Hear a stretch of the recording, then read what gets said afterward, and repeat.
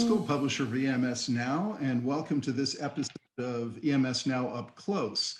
Today we have Mark Rinehart with White Horse Labs in China with us. Welcome, Mark. I'm glad to have this opportunity to finally get to talk to you in person. Yeah, you have an interesting story, I think, and so I'm glad to help tell it here. Why don't we begin by allowing you to introduce yourself first? Okay. Well, I've already done the personal intro, so I'll just kind of start with how I ended up here and doing what I'm doing. I was working for a US-based EMS in the United States. And they had multiple divisions within the group, including component manufacturing. So I got moved from the EMS in the United States to the component manufacturing division, which was developing. They'd been working with subcons initially, and then they were developing their own factory here in China. So I was sent over in 2001 to get that operation up and running as the operations manager. Okay. So at the factory itself, we were supposed to, geez, that was kind of the last, not the latest, but one of the last electronic collapses was 2001 when everything just went kaput. We were supposed to be a very low mix, high margin facility, and we quickly went, uh-oh, this needs to be a high mix, low margin facility, and geez, we had to change a lot of planning. So I took over purchasing, procurement, production scheduling, pretty much everything but the floor. We had the distribution center in Hong Kong. So getting that whole thing set up. Excellent. And from there, White Horse Labs. Yeah, I've been doing this for about 3.5 years already in China. The hours were pretty grueling. And there was definitely a need within the industry for experienced people that knew operations in China, not guys that kind of hung out in Hong Kong and phoned it in, like, geez, nothing's on schedule because China's behind. People that are actually on the ground in China getting stuff done. So I started with that, and then within weeks, White Horse Strategic Solutions, which was my channel to help companies out, quickly became a test lab. With my experience with the EMS and in component manufacturing, the counterfeit component situation here was out of control before people even realized what was going on. So 2004, I started White Horse Laboratories to essentially help stem the flow of counterfeit electronic components into the United States and Europe and everywhere else they were going. It was pretty much unchecked. There wasn't anybody here doing it. Odds, like, right, this is the place where most people are concerned about it, stemming from, but nobody's here stopping it. And the best way to handle supply chain situations is as close to the source of the supplies you can possibly get. So we opened up right in the middle of trading central Shenzhen and didn't win many friends locally, but you stick to your guns and you do what you do, and that's what we've done. And over the course of time, we started with visual inspection and then add to that electrical testing. And as we evolved capabilities to fulfill needs, we've moved from just electronic components to PCB, PCBA, factory auditing, and corrective action implementation at factory sites. So really a complete quality control solution from the kind of in the early steps of the supply chain management. Okay, so how large of an organization are you then? We got 60 people we have two facilities, one here in Shenzhen, it's our main lab facility, and another one in Hong Kong. Hong Kong's more of a legit kind of a specialist 3PL where we do inspection and repackaging of electronics, but not the typical kind of box moving 3PL services, so more specialist in electronics.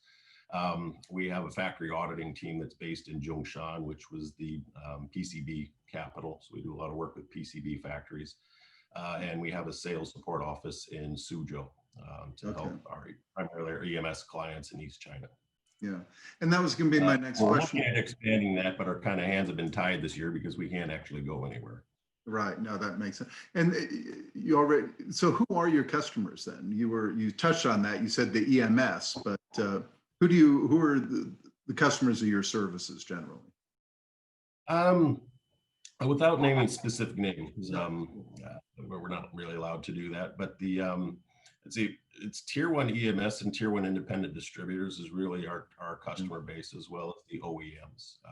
Okay. It kind of flows downhill that the OEM wants a specific quality control protocol, whether it's testing inventory or like there's routine testing on PCB and PCBA to make sure for cleanliness testing, or incoming components without traceability. They all have their own quality control protocols.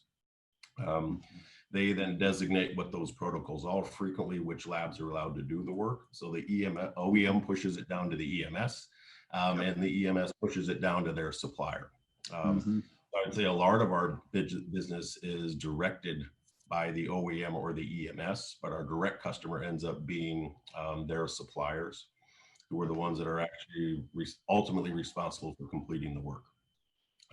So it's a little complicated to tell where in that chain the actual direction is coming from. So I'd like to say that it's pretty equally based between the tier one independent distributors and EMS and OEM guys that are really focused on quality control.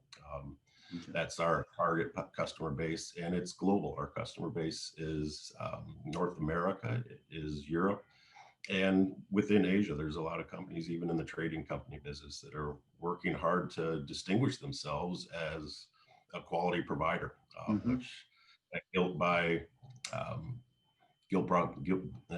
proximity. A lot of people are like, oh, geez, they're from there. There must be one of those guys. Like, no, we're not. We do sell good quality products. So they're distinguishing themselves by doing some advanced testing, testing in advance of purchasing. So our customer base is pretty well distributed. Okay. Well, so tell me about this. You've mentioned a few of the different services. So, the lab names, but you referenced doing factory audits and what have you as well, and training. So what is the scope of your services that you provide then? We've always tried to provide a turnkey solution so that our customers focus on their core business, so that we can help with the things that they don't need to, whether they don't necessarily have the capability for in-house. Lab testing obviously is our primary business.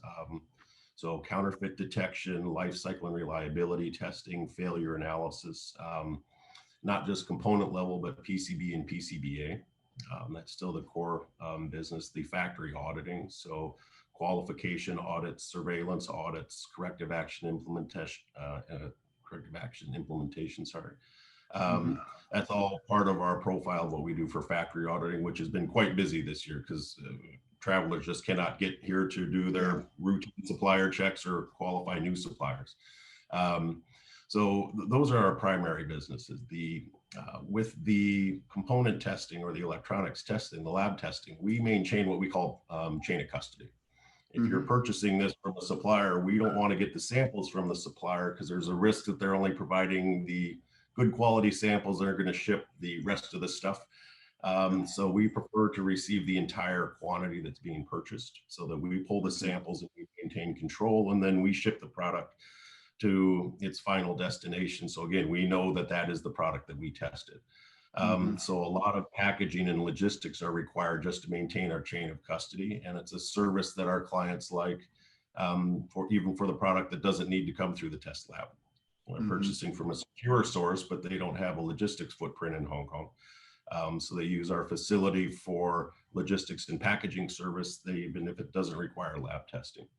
So that kind of ties the lab testing all together with packaging and programming, retaping, baking, all the requirements, so that when an EMS or an OEM receives their product, they know it's pretty much stock to stock.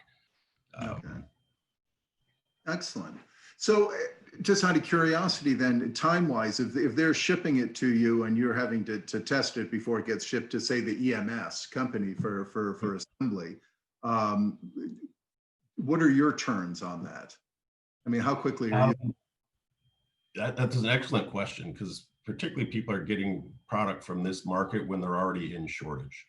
They're already in a line, facing a line stop situation because they were not able to source from an authorized distributor, which is usually the preferred channel. So lead times for us has always been critical in terms of maintaining our advantage, because we understand that the market needs that product immediately. We're well staffed for that. We carry a large team so that we have the capability to keep shorter lead times. For inspection methods, usually 1 to 2 days, depending on how much we need to do and the sample size, and obviously loading when it hits, but we try to maintain those at 1 to 2 days. Electrical testing, 2 to 3 days, depending on how much setup we need to do. The more complex the device, the more engineering preparation that has to go into it. On average, we try to keep it around 2 to 3 days, again, understanding that that product needs to be like at point of use as quickly as we can get it done. No, precisely.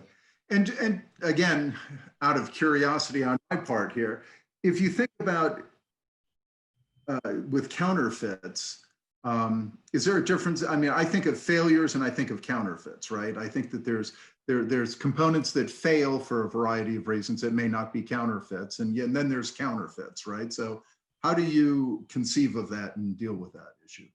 That's an excellent question, an excellent point. I agree with you 100%. There certainly is a difference between substandard and counterfeit.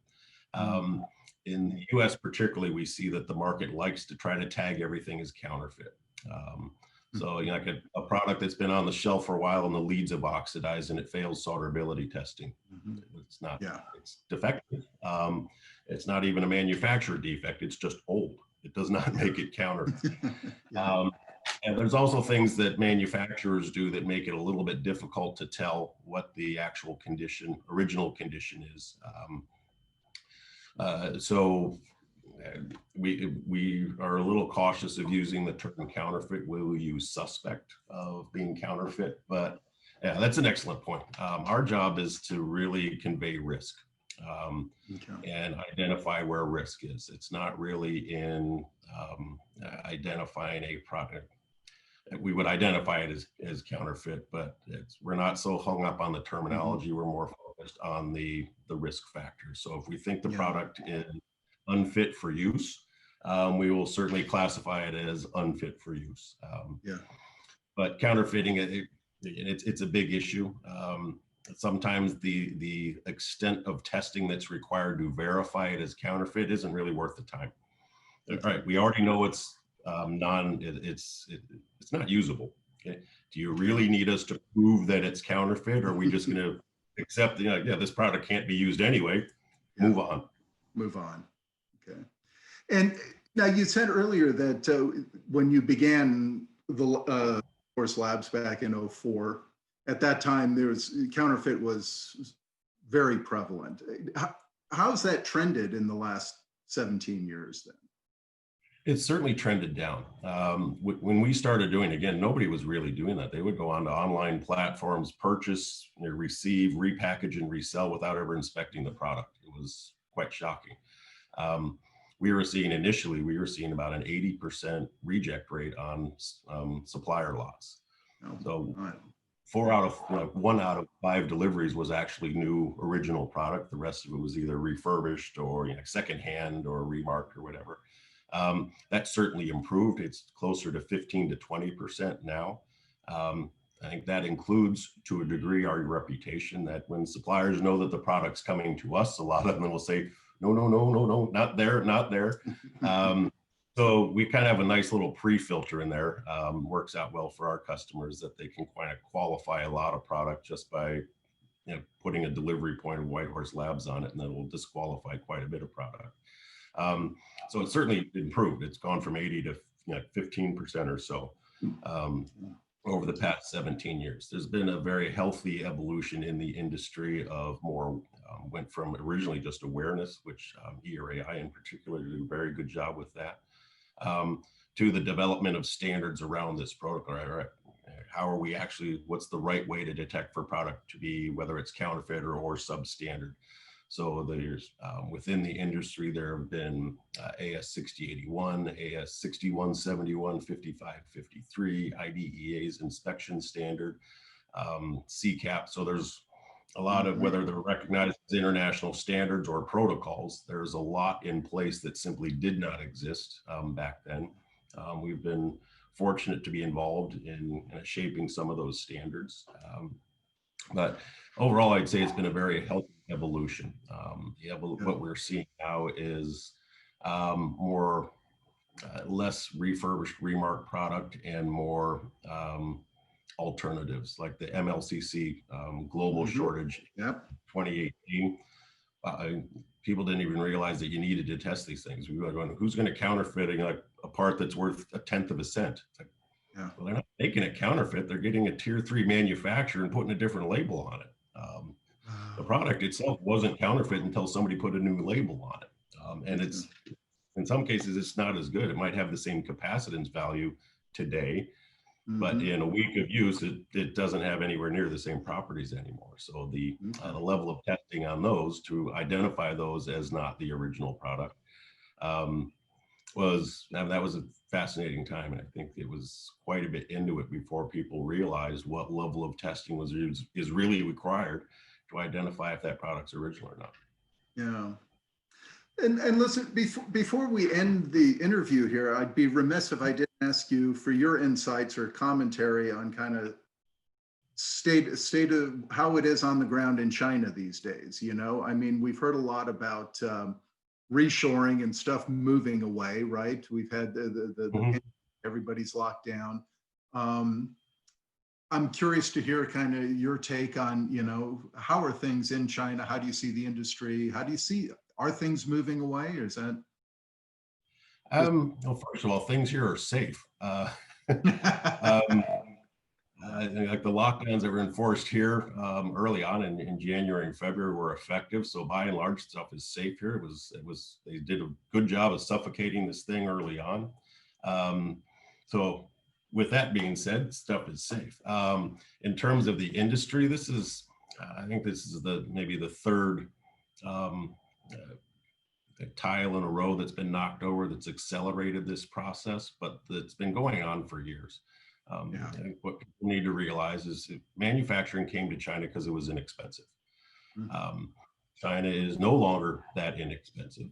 Prices and costs here have continued to increase, so China just doesn't have the price advantage that they had at one point, particularly for the lower level products. We've seen an evolution of lower level, less complex, particularly in electronics, and that's the world we live in. But the lower level stuff has been moving elsewhere for quite a long time. It moved within China from Shenzhen used to be a manufacturing center. When I got here, my first apartment, I called a real apartment, because it actually had hot water in the bathroom sink rather than a propane tank in the tub. But that was a flower plantation when I first got here, and across the street from some light manufacturing. That stuff just doesn't exist in Shenzhen. It hasn't for a long time. It moved inland where costs were lower. But from there, the manufacturing's been moving for quite a while. I think with the tariffs was one, obviously the compliance issues, which came up last year, and then now with the COVID situation and just risk management, that's accelerated the process to a degree. I think it certainly made it much more of a headline, but how much of it is actually really moving? Some of it's hard to tell in terms of how much of it is going to move. Large EMS already have a global footprint, and they can shift manufacturing within that organization, which they did even just managing the lockdowns in whichever location was being locked down. They were shifting production around already. It's easier for them because they have a footprint. Companies that are trying to, geez, this is too expensive, we need to open somewhere else, whether it's using shifting our supply chain there or actually directly manufacturing there. They can't actually get there. You can't open a facility without being able to have your own team site the facility and hire and train. That's just not happening right now. So that's, while the discussion has accelerated, the process has slowed down. Because of the COVID situation, but we see it evolving anyway. It's just it chases the lowest cost area. Lower level product goes first because it's less complex and you don't have require the same skill set. Some of the areas here, when I mentioned before, that were light manufacturing before, is now a high-tech park in here in Shenzhen, where you've got some excellent R&D going on. So China is definitely moving up the food chain in terms of complexity of electronics.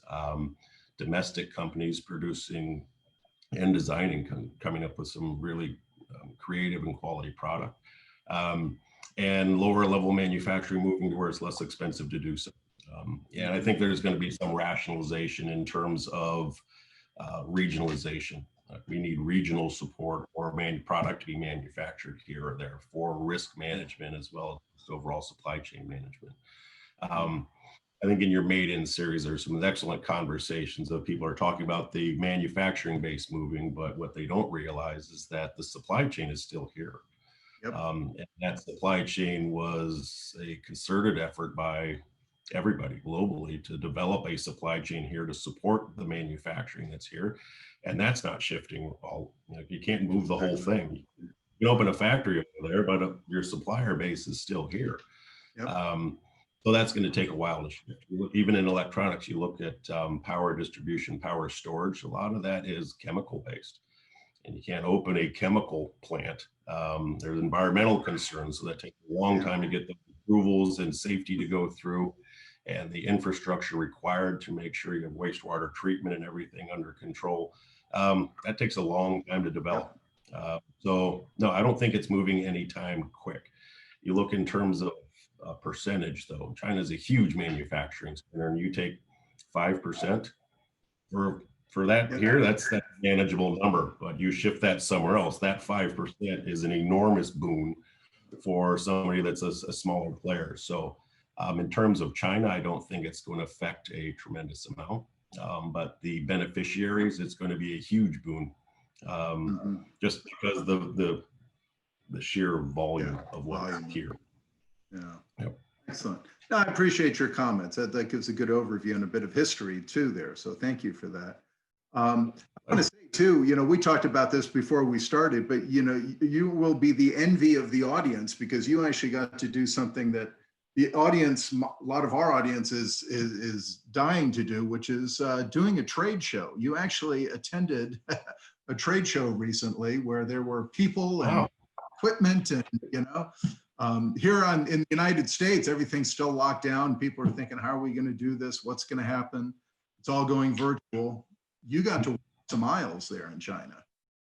It was, the first one we attended was in Shanghai in July. That was Electronica, which is, if you're in electronics, that's the thing to be at. Yeah. Particularly, at least from the manufacturing, the component side. But that was rescheduled from March to July. By July, things were pretty well contained here, but they did an excellent job of tracing. We've got healthcare codes about where you live and where you've been, and that's all traced. So when you scan a code to go into a facility, it checks to see where you've been, and it gives you a red or a green arrow. So you're allowed in or not allowed in depending on where you've been. So they did a great job with that. Everybody was temperature scanned, and everybody was always obviously wearing their PPE with masks and a lot of gloves and stuff going on. That was in July. That was extremely well attended, because I think people for that point have been almost 6 months. We've been starved of any personal interaction. And then the Shenzhen show, which we exhibited at a couple of weeks ago, that was the first time Electronica is exhibited in Shenzhen. Since Electronica and it's in Shenzhen, because it felt like we were hosting it. It's on our hometown. And it was at the new World Shenzhen Exhibition Center, which is massive. And it was a very, very good show. It was good to be able to see so many existing partners and potentially new partners, and be able to interact and even just share stories and experience over the course of the year before we even got around to talking about business. It was, if anything, the word would be exciting. It was just exciting to be around other people and interacting, in addition to like what we do at a trade show. But a lot of that is, again, interaction and meeting in person the people that you deal with. So yeah, it was quite exciting to be able to have an event like that, where a lot of places aren't able to do that, and probably won't be able to do that for the foreseeable future. Exactly right. And that's why I said, it was funny, your expression when I said you're the envy of a lot of the audience. Your eyes got real big, like, what the heck does Eric know about me, right? So But no, listen, I appreciate those comments too, because, but I'm serious, the industry is dying to do that again. It's hard to sell equipment when people can't come up and, kick the tires and see what's under the hood, right? So there was some fascinating stuff on display as well. Like we were looking at the automation, both in terms of like the mechanical as well as the digital behind it. Some really impressive stuff out there. It certainly got our wheels turning as well. So yeah, it was an exciting event to be around, and we're looking forward to the next one whenever that might be. yeah, as are we. Thank you. So Yeah. and we'll see when that is. Mark, we've come to the end here, sir, and I appreciate this. It's good to meet you this way in person finally, and it's good to get your thoughts and both on your company and also on the industry and what's going on in China. So I'd like to thank you, and hopefully we can get another update next year as things progress to see how things are evolving over there. Oh, thank you, Eric. It was a pleasure to meet you, and thanks for the opportunity to kind of share my story. Absolutely. We appreciate it, sir. Thank you.